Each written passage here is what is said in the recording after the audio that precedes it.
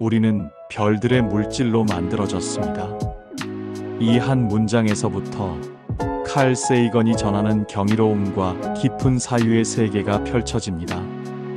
그의 책 코스모스는 단순한 과학적 사실의 나열이 아닌 우리가 살고 있는 이 우주에 대해 근본적으로 묻고 탐구하는 철학적인 여정을 안내합니다. 이 책은 과학, 역사, 철학이 어우러져 인간이 우주에서 어떤 위치에 있으며 어떤 의미를 지니는 존재인지 성찰하게 만듭니다. 코스모스는 우주의 탄생에서부터 생명의 기원에 이르기까지, 그리고 우리가 우주를 이해하는 과정에 대해 이야기합니다.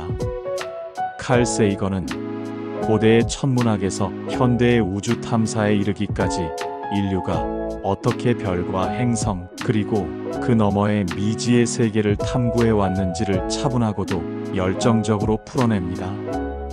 허블 망원경 이전의 인류가 대충 짐작하던 별들의 위치에서 마침내 빛을 통해 수백억 년 전의 우주의 흔적을 살피는 현대 우주물리학까지, 이 모든 과정을 세이건은 흥미롭게 펼쳐 보입니다. 그의 글에서는 과학이 단순히 이해하는 것에서 멈추지 않고 더 나아가 감흥을 불러일으키는 이야기가 됩니다. 이 책에서는 몇 가지 주요 메시지가 굉장히 인상 깊습니다. 하나는 우리가 속한 우주가 얼마나 거대하고 아름다운지, 그 속에서 우리가 얼마나 작은 존재인지를 상기시키며 겸손과 경외심을 일깨워준다는 점입니다. 칼 세이건은 우주를 우리의 근원으로 바라보며 우리가 지닌 물질과 에너지가 모두 별에서 기원했음을 강조합니다. 또 이 책은 과학과 지식의 힘을 이야기합니다. 세이건은 과학적 탐구가 단순히 진리를 발견하는 과정이 아니라 인류가 무지를 극복하고 더 나은 미래를 열어나가는데 필수적 요소임을 역설합니다. 마지막으로 이 우주 안에서 우리 인류가 지켜야 할 책임과 연대감을 언급하며 지구와 생명에 대한 소중함을 다시금 느끼게 합니다. 이 책이 주는 시사점은 정말 광범위합니다. 세이건은 단순히 우리의 우주가 얼마나 신비로운지 이야기하는 데서 멈추지 않습니다. 그는 우리가 사는 지구라는 작은 행성이 얼마나 소중한지, 그리고 그 행성을 파괴하지 않고 다음 세대에게 전하는 것이 얼마나 중요한지를 끊임없이 상기시킵니다. 또한 이 책은 독자들에게 과학적 사고의 중요성을 가르치면서도 동시에 그 과학이 인간성과 윤리, 더 나아가 희망과 연결되어야 한다고 강조합니다.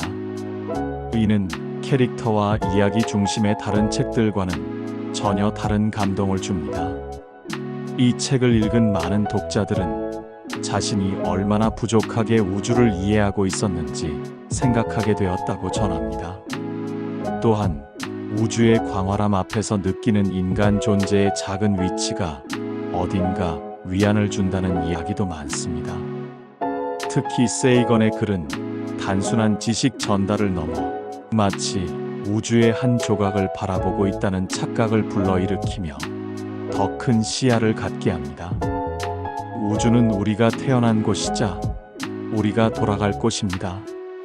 칼 세이건의 코스모스는 단순히 우주에 대한 책이 아닙니다.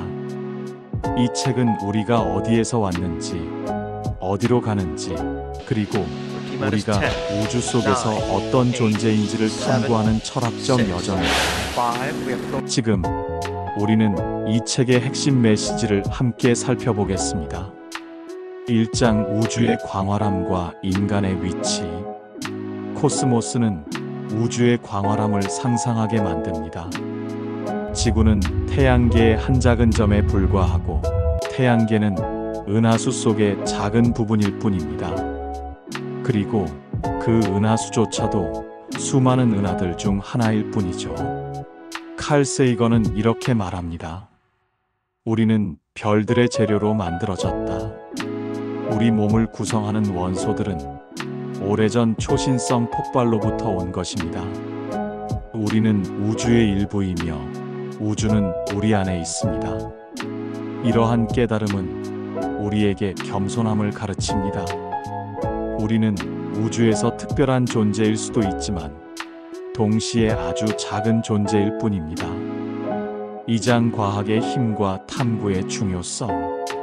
칼 세이건은 과학을 단순히 지식을 쌓는 도구가 아니라 인간의 상상력과 호기심을 실현하는 방법으로 봅니다.